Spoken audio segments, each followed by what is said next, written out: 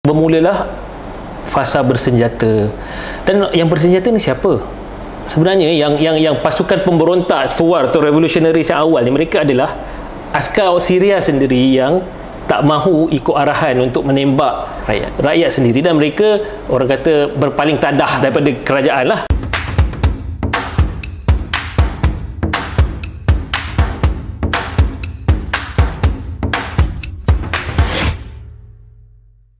Assalamualaikum, salam sejahtera, apa khabar semua? Kita kembali lagi ke Chat Corner bersama Syria Care, dan topik kita hari ni kita nak cakap berkenaan Syria. Baru-baru ni kita banyak dapat FYP berkenaan Syria, apa terjadi di Syria. So hari ni kita nak kupaskan sikit bersama dengan tetamu kita yang kita nak dapat berita sahih daripada orang yang sesuai bercerita berkenaan isu Syria ni. Jadi kita bersama dengan Dr. Abdullah Ashraf bin Rafiq Ali, seorang yang sangat kita lihat sangat arif, kita lihat sangat yang dapatkan berita sahih berkenaan isu Syria ni. Jadi saya nak perkenalkan sikitlah berkenaan Dr.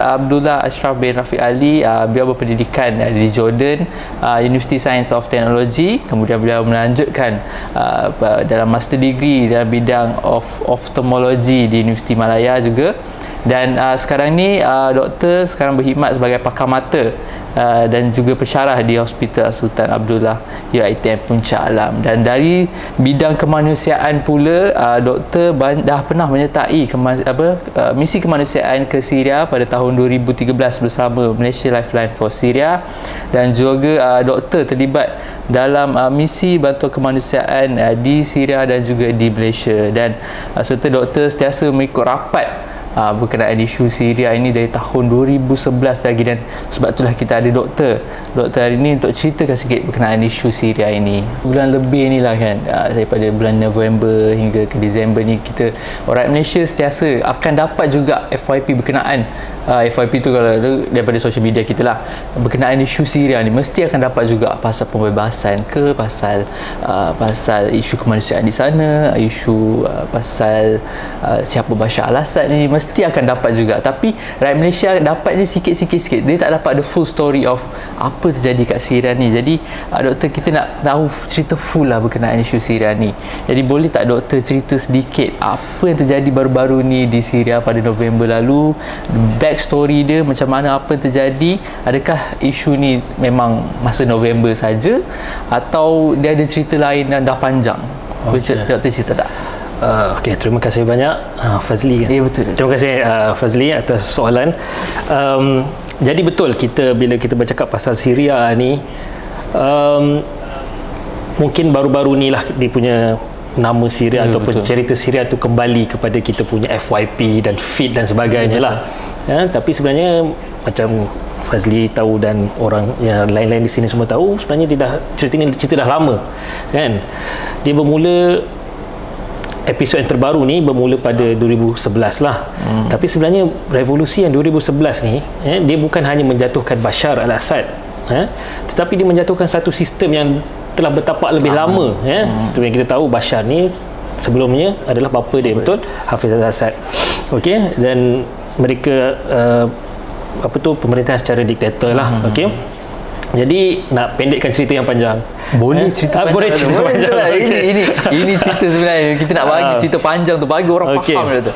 So daripada tahun 64 60-an lah, ayah Bashar al-Assad iaitu Hafiz al-Assad, dia mendapat kuasa dengan cara buat kudeta. Okey, dan daripada tahun tu lebih 54 tahun, okey, bermula daripada Hafiz al-Assad dan kemudian Bashar al-Assad, Syria ni berada di bawah pemerintahan satu keluarga lah, keluarga al-Assad, dan satu pemerintahan diktator. Kalau kita tanya orang-orang Syria, ni saya obviously saya tak duduk Syria, tapi kita ramai saudara-saudara kita di Syria, mereka akan cakap di Syria ni kalau nak cakap sesuatu tu bagaikan apa, dinding ada telinga. Mustahab.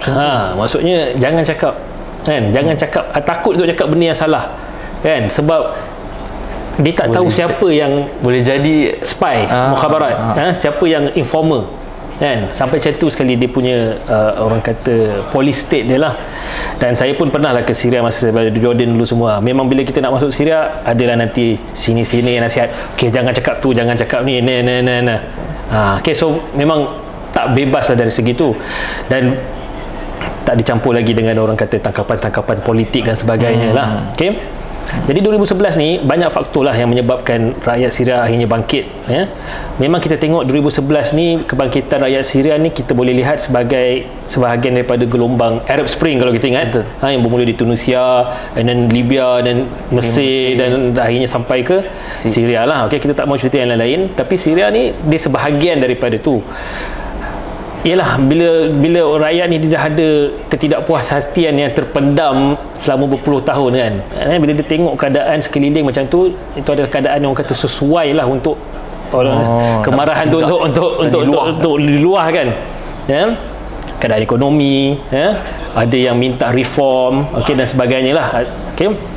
Tapi yang paling penting diorang punya slogan adalah kebebasan. Dan ada tak satu event yang betul-betul buat dia orang marah? Ya, okey.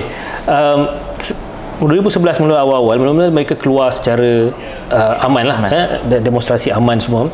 Dan kalau kita tahu di Dar'a ni satu bandar di selatan Syria di sempadan Jordan. Ya, di situ apabila ada salah seorang daripada protester tu, penunjuk perasaan tu, dia budak kecil lah. Okay. Hamzah Al-Khatib nama dia, umur berapa tahun? 11 ke? 14 lebih kurang lah. Dan dia ditangkap dan diseksa, dan dia dibunuh, dan mayat ini dikembalikan kepada keluarga dia, kan. Bayangkan budak 14 tahun yang pergi protes kan, tulis grafiti anti Asad, kena bunuh. Itu kebanyakan orang mengambil sebagai orang kata turning point lah, daripada protes yang secara aman bertukar kepada yang bersenjata lah. Dan of course sebelum tu pun memang kita tengok reaksi pasukan keselamatan Syria pun memang dah mula menembak kepada protester dan sebagainya lah. Jadi lepas tu bermulalah fasa bersenjata. Dan yang bersenjata ni siapa? Sebenarnya yang pasukan pemberontak Thawar atau revolutionaries yang awal ni, mereka adalah askar Syria sendiri yang tak mahu ikut arahan untuk menembak rakyat sendiri, dan mereka orang kata berpaling tadah daripada kerajaan lah, dan mereka berpaling tadah dan mereka ambil senjata mereka dan mereka gunakan senjata mereka tu untuk protect, untuk melindungi rakyat yang keluar untuk demonstrasi lah. So tu bermulalah fasa bersenjata.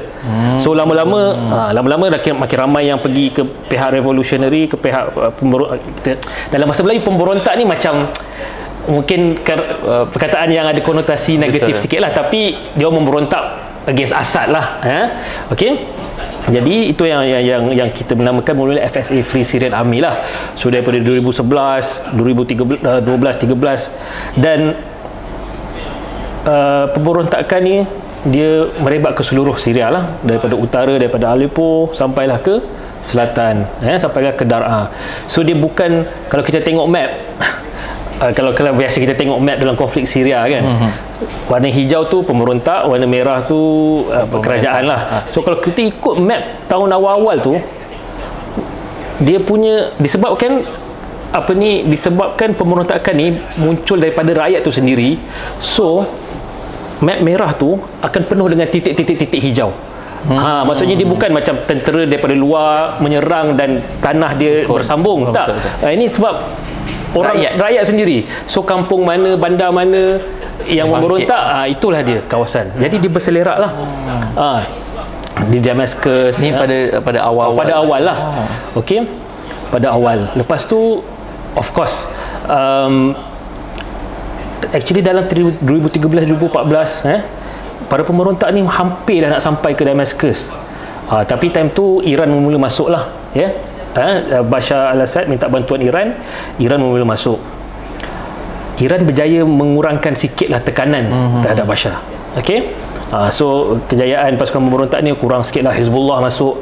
Kalau kita ingat ada pertempuran di sempadan Lubnan, Syria, bila Hezbollah masuk, so berjaya menolak sikitlah pemberontak ni.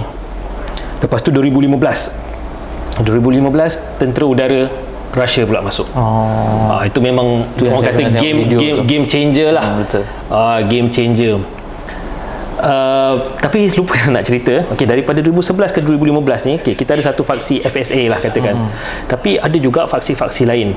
Okey, kita kena ingat pemberontak yang melawan Bashar ni, dia bukan satu kumpulan yang seragam. Dia kumpulan ni muncul, gerakan rakyat lah. Adalah ideologi ni, ideologi tu. Dan dalam banyak-banyak orang kata kekusutan ni, muncullah ISIS. Kita semua tahulah ISIS. Betul. So ISIS ni dia muncul, dia lawan semua orang. Okey, dia lawan Bashar, dia lawan juga FSA. Dia kata FSA tu murtadin, orang tak cukup murtad, tak cukup Islam lah bagi dia. Nampak seperti dia hijack lah revolution. Dia hijack. So dengan alasan ISIS tu lah, okey. So satunya bila ada ISIS ni muncul, fokus pemberontak dengan Bashar dah tak fokus lah pertempuran, sebab dia pun harus lawan ISIS juga. Itu satu. Yang kedua, ISIS ni dia menjadi orang kata alasan untuk orang luar masuk campur tangan. Dia guna alasan terorisme tu. ISIS. Contoh Russia bila dia start masuk 2015, dia kata dia nak bom ISIS. Tapi dia sebenarnya bom, kalau kita follow, kita tahu dia bom Hama. Hama tu bukan ISIS, Hama tu kawasan pemberontak, Jaishul Izzah semua. Maksudnya FSA, penentang Bashar lah. Tapi dia marketkan semua penentang Bashar sebagai ISIS. Dia pukul rata.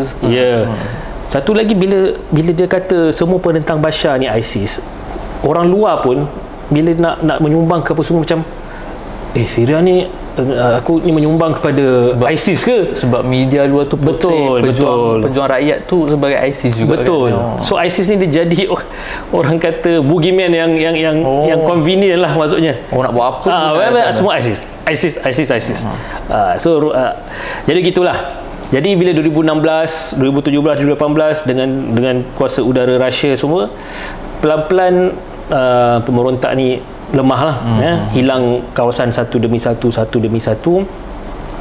Dalam masa yang sama, pihak-pihak macam Turki dengan Iran cuba untuk mendapatkan proses perdamaian secara politik lah. So diorang ada pergi buat conference di Astana, kalau pernah dengar Astana Agreement semua, tapi tak berjaya lah. Okay? Bila sebut pasal Turki pula, kenapa ada Turki pula dalam ni? Okay, first, Turki kat mana Turki? Turki tu dekat utara Syria, jiran Syria belah utara. Jadi bila awal-awal perang kan, ramai rakyat Syria lari ke Turki. Okey, ramai rakyat Syria lari ke Turki. Jadi Turki ni dia menggalas beban pelarian lah, berjuta-juta, 4 juta, 3-4 juta. Betul. Kalau kita pergi ke Istanbul tu, kalau dah pernah pergi ke satu tempat nama Fatih, kalau pernah pergi Fatih, tempat situ lagi ramai orang Syria dan orang Turki. Kedai-kedai semua signboard semua Arab kan. Kalau kita rasa macam kita dekat negara Arab. Begitu ramai lah dia punya orang Turki. Jadi Turki pula itulah kena tempias. Dan Turki pada awal-awal perang dia memang tak jaga, dia memang biarkan dia punya sempadan buka atas sebab kemanusiaan lah. Orang nak lari daripada perang, nak tutup apa kan? Kalau ditinggal mati, kena bom dan sebagainya. So dia atas sebab kemanusiaan dia bagilah. Dan disebabkan itu jugalah dia ada bilangan pelarian yang besar. Lepas tu sebab tu Turki terlibat lah, bila secara tak langsung terlibat lah. So sebab tu Turki pun ada dalam Astana Agreement ni. Okay? Dan secara amnya Turki ni memberi orang kata suaka ataupun tempat yang selamat untuk geng-geng anti Assad lah, pemberontak. Sama ada ramai ulama di Turki, betul. Syekh Karim Rifai semua tu di Turki kan. Lepas tu ataupun kepimpinan politik pemberontak penentang lah, SNC semua berada. So Turki ni secara amnya dia memberi sokongan lah, sama ada politik, material dan sebagainya. So bila diorang 2017 Astana Agreement tak berjaya, pertempuran berterusan sampai satu tahap tu diorang buat deal, kerajaan Bashar dengan pemberontak buat deal. Okey, saya katakan pemberontak ni masa ni berada di merata-rata Syria. Kat Dar'a ada, kat Damascus ada, kat Damsyik ada dan sebagainya.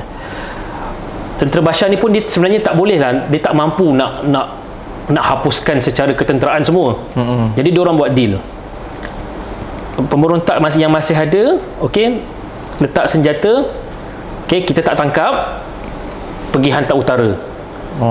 Kalau Fadil perasan, kalau ingat cerita pasal bas hijau. Itulah bas hijau daripada Aleppo kan, semua ditolak sebagai semua ditolak, berkumpul kat satu tempat kat Idlib tu.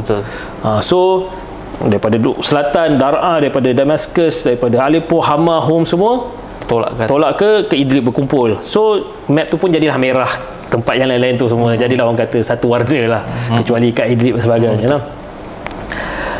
Jadi lepas Jordan hantar tu, tentera Bashar attack sekali lagi. Makin kecil. Tapi bila Idlib dah nak tumbang tahun 2019, nampak macam Idlib dah nak tumbang lah. Sebab tu kawasan terakhir kawasan terakhir. Idlib ni pula sebelah Turki fikir, dia tengok ni kalau Idlib tumbang ni, time tu ada 5 juta orang kat Idlib. Takkan dia nak ambil lagi 5 juta. Yalah, jadi pelarian semua dah tolak. Ya, semua dah tentulah yang kat Idlib tu memang anti Bashar kan. Betul. So dia akhirnya masa 2020 tu, masa serangan tentera Bashar tu, lalas Turki masuk campur secara direct, Turki bom stop kan. So terhenti kat situ. So tinggallah sedikit kawasan kat Idlib tu yang kawasan pemberontak lah 2020. So 2020 tu ada ceasefire lah, ada gencatan senjata, more or less dalam keadaan yang tak berperang sangat lah. Adalah tembak sana sini semua, tapi tak adalah operasi ketenteraan besar-besaran. So 2020 keadaan ni macam mana? Dekat Idlib ni kawasan pemberontak, di mana pemberontak tu bukannya orang Idlib saja kan, pemberontak tu dah daripada jadi seluruh Syria. Ini penting nak kita tahu, sebab nanti kita nak tengok bulan 11 nanti bila dia orang serang, bukan bermakna orang Idlib sahaja yang serang ataupun mereka adalah orang yang nak balik kampung kan, orang mereka sendiri kan. So 2020 ni Idlib satu, lepas tu kat utara ada kawasan sikit FSA yang dibantu oleh Turki. Lepas tu dekat north east ada kawasan Kurdish. Kurdish ni pula panjang juga ceritanya, tapi basically kat Syria memang ada orang Kurdish lah, tapi bila start perang saudara Syria ni, dia orang pun start buat dia orang punya pasukan sendiri dan dia orang kekal sebagai entiti yang berasingan lah. Kadang-kadang dia orang lawan Bashar, kadang-kadang dia orang lawan pemberontak. So dia main semua ikut kepentingan dia lah. Tapi masalah Kurdish ni dia disokong oleh US. Memang orang US, askar US ada di kawasan sana lah. Ada base? Memang ada. Sekarang ni ada 600-700 askar US, Amerika kat sana lah. Dan diorang ni pula adalah satu masalah kepada Turki. Sebab apa? Sebab kalau kita baca sikit, kita tahu Turki ni ada masalah dengan PKK, Kurdistan Workers Party lah. PKK ni adalah satu parti Kurdish yang nak menubuhkan negara Kurdish sendirilah. Tapi dia orang punya matlamat ni, dia orang punya, orang kata cita-cita ni, tanah yang dia orang nak tu akan melibatkan tanah Turki, tanah Syria, tanah Iraq, tanah Iran. Dia jadi isu lain pula lain lah kan? Jadi Turki ni nampak dia orang sebagai separatist lah, pemisah. Tapi nak diingatkan sini, Turki sebagai satu negara, mereka tak ada masalah dengan orang Kurdish sebagai, bukan mereka resis terhadap Kurdish ke apa. Dalam Hakan Fidan, orang Kurdish. Tahu Hakan Fidan siapa sekarang kan? Menteri luar Turki. Ulama pun ada. Ulama semua ramai Kurdish. Mereka tak ada masalah dengan orang Kurdish secara per se, tapi masalah mereka adalah dengan Worker lah. Dengan sebab apa? Sebab dia nak memisahkan daripada kita pun, kalau kita dari Malaysia, kita ada satu kumpulan yang nak memisahkan daripada Malaysia pun, kita tak akan terima. Betul. Jadi di Idlib tu memang dah dikumpulkan seluruh rakyat Syria yang menentang Bashar tu. Di situlah.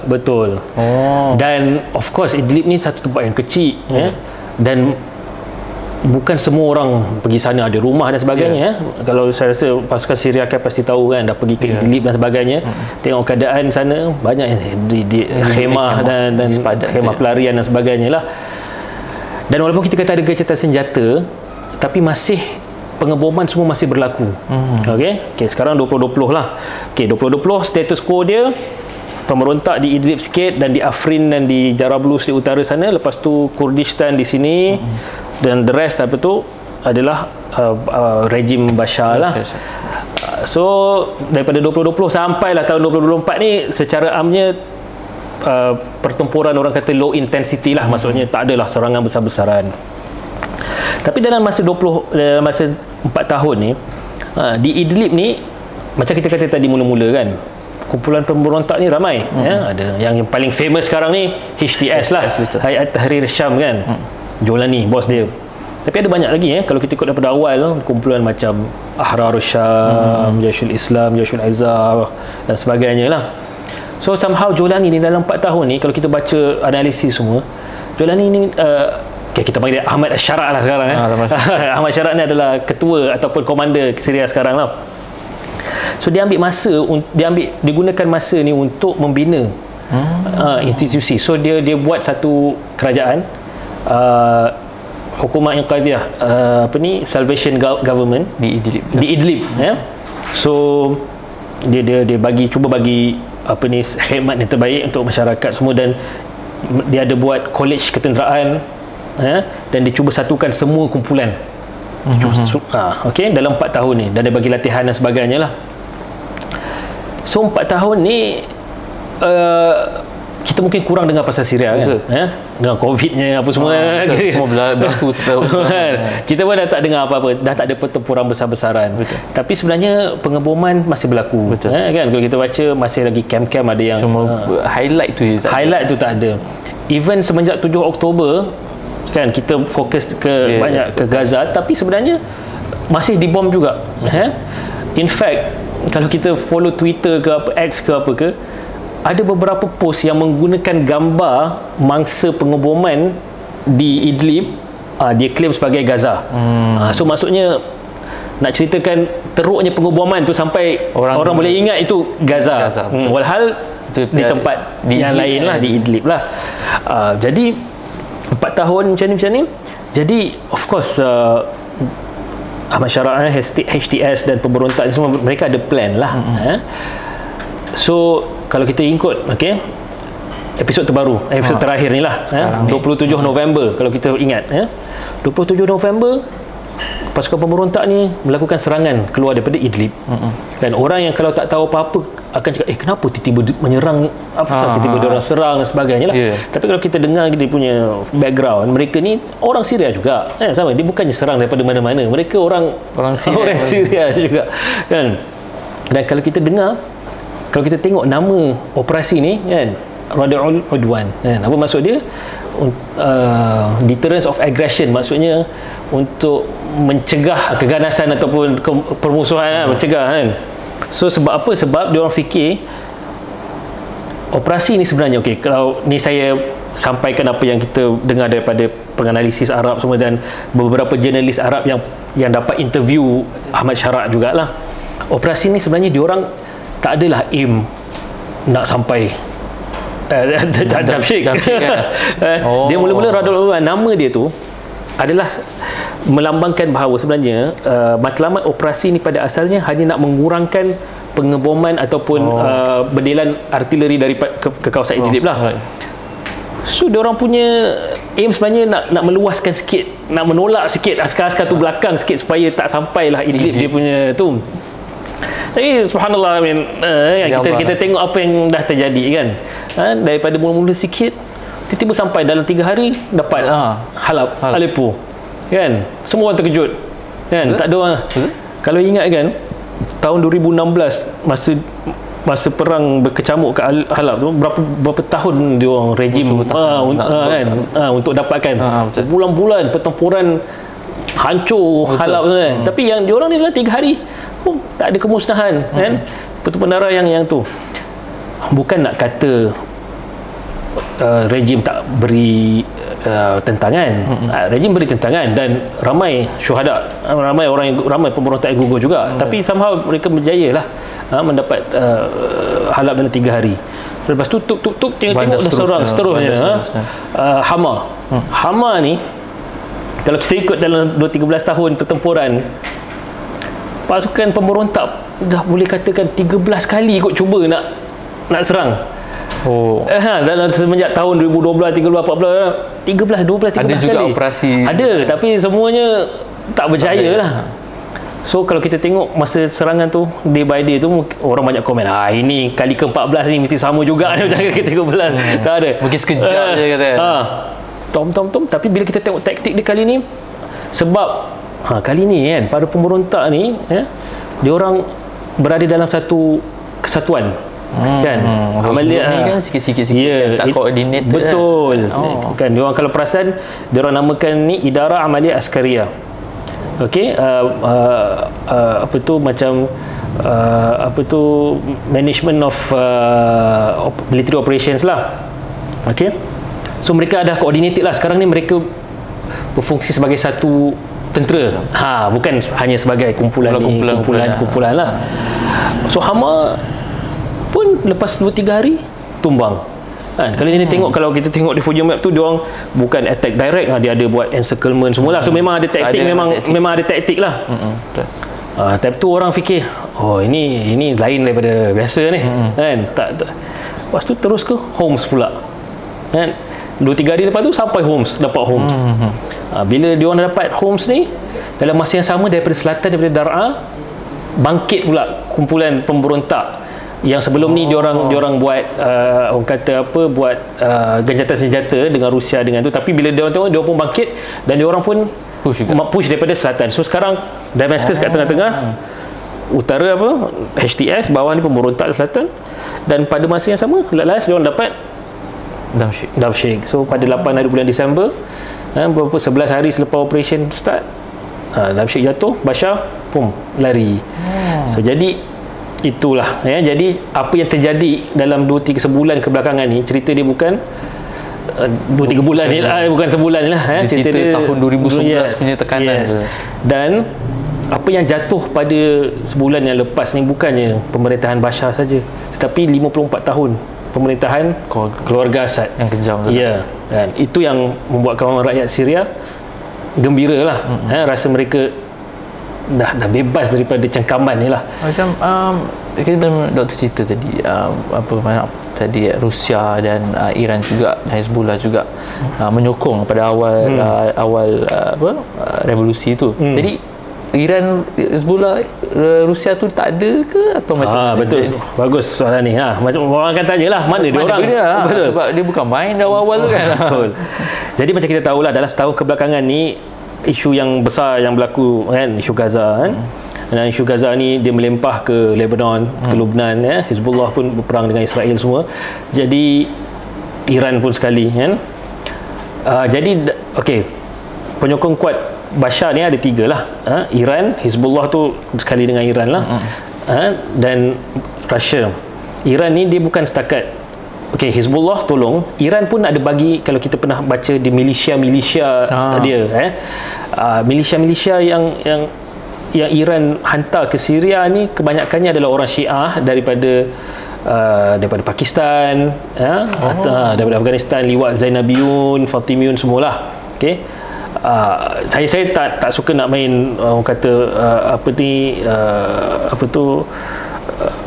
Taifiyah ataupun sektarian lah, tapi ini adalah apa yang letak lah, apa yang berlaku lah. So Iran dia cuba sokong Bashar dengan menghantar milisia Syiah lah. So basically lepas daripada 2020 sampai 2024 ni, keseimbangan kuasa ni dah berubah. Satunya Rusia, dia lebih fokus kepada perang di Ukraine. Dia ada masalah dengan perang Ukraine lah, dah berapa tahun pun masih tak selesai lagi, dan mereka masih bertempur. So Rusia fokus dia Ukraine. Iran dengan Hezbollah, bila kita tahu dengan Israel, peperangan ni dengan Israel telah memakan banyak kekuatan Hezbollah lah. So dia tak kuat lah lagi macam sebelum ni. So inilah masa yang orang kata masa yang baik lah untuk pada pemberontak untuk cuba untuk menyerang lah. Tapi sekali lagi, pemberontak pun pada asalnya dia masa dia nak serang pun ini bukan plan dia jugalah nak dapat dekat Damascus. Dia orang pun tak sangka sampai ke tahap ni. Kan? Jadi ini ialah apa yang telah ditakdirkan lah. Tapi kalau dari segi sokongan luar tu, Rusia sibuk dengan Ukraine, Iran dan Hezbollah dah lemah akibat pertempuran dengan Israel lah. Jadinya sekarang ni macam kita tahu Bashar dan keluarga dia semua dah melarikan diri, dan dia punya penyokong lah, kira penyokong dia pun dah melarikan diri. Jadi untuk doktor, adakah isu Syria ni dia kira dah macam selesai ke bila keluarga Assad ni keluar, dan adakah ini menunjukkan Syria betul-betul bebas ke macam mana? Kalau orang tanya Syria dah bebas ke? Saya cakap pergi tanya orang Syria. Kalau Malaysia ramai, kita boleh cakap melalui Facebook dan semua orang kebanyakan akan kata yes, dia dah bebas daripada cengkapan keluarga Assad lah. Sekarang dia orang boleh bercakap dengan lebih bebas dan sebagainya lah. Memang dia orang akan rasa sense of freedom lah.